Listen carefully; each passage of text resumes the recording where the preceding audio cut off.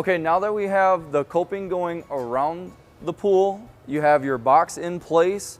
The only thing we have to do for the box now is put the bond beam cover on. We have some braces and foam pieces that go inside the box for your concrete pour, and then all we have to do after that is put the lid on. So right now we'll show you how to put this bond beam cover on, and to start we're going to just make a quick measurement right here just to make sure we have that 6-foot track space. So after you do that, this is the only thing you're really going to have to cut on this kit from the box. So if we have this up here, this should fit. So first we're going to put the front piece on and line it up. You want to make sure that it is nice and flush to the front of your pool wall. This is going to be your bead receiver. So if this is tucked back like this and you didn't properly space out your box and your brackets, then your vinyl liner bead will not go in here properly. It's going to want to pop out. So you want to make sure this is relatively flush.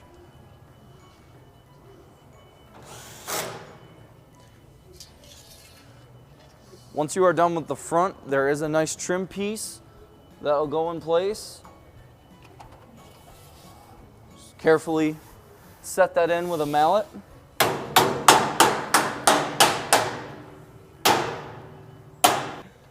After that, what's nice about these bond beam covers is they just clip right in place and snap right down. Once you do that, just make sure you drill the screws in place. And do not worry about putting a trim piece on the back side because there's no trim piece sent for it. The leading edge and the cover will always be covering that spot, so don't worry about that. So now we are going to put our foam pieces in the box. These will come according to the size of the width of your pool. If you have a 20-foot box, that's going to be a little bit different than if you have a 16-foot wide pool.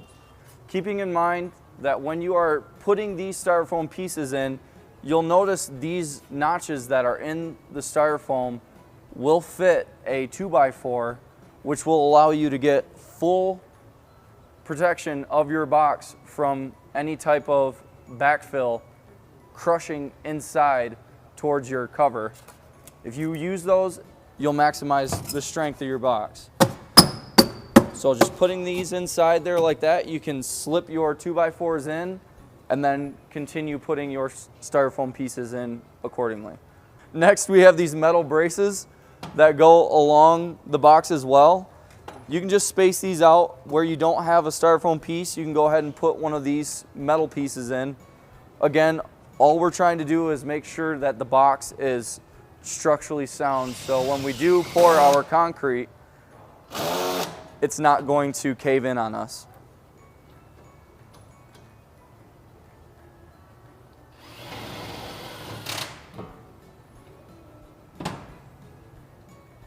Okay, once you have all your braces set in place, you can put your brackets on, and then we can actually put the lid together and slap that lid on.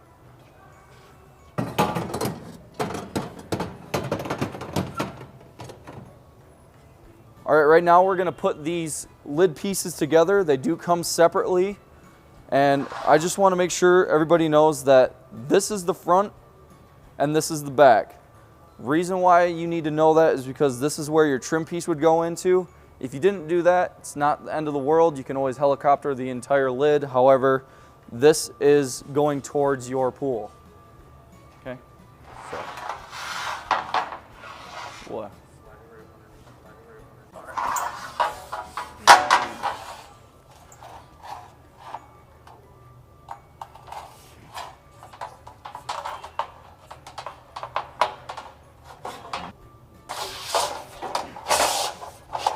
All right, you can probably tip it right up now.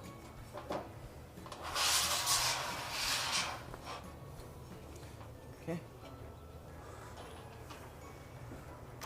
Put it upside down. Okay,